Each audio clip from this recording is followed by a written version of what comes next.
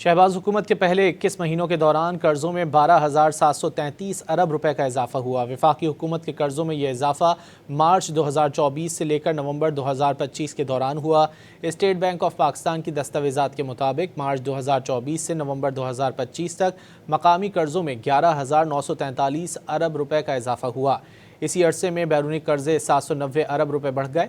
इस इजाफे के बाद वफाकी हुकूमत का कर्जा नवंबर 2025 तक बढ़कर 77,543 अरब रुपए हो गया।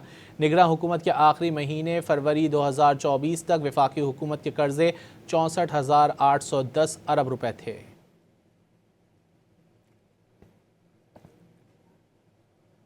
शहबाज हुकूमत के पहले 21 महीनों के दौरान कर्जों में 12,733 अरब रुपए का इजाफा हुआ। वफाकी हुकूमत के कर्जों में यह इजाफा मार्च 2024 से लेकर नवंबर 2025 के दौरान हुआ।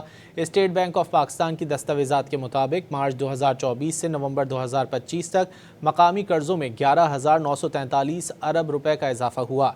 इसी अरसे में बैरूनी कर्जे 790 अरब रुपए बढ़ गए। इस इजाफे के बाद वफाकी हुकूमत का कर्जा नवंबर 2025 तक बढ़कर 77,543 अरब रुपए हो गया।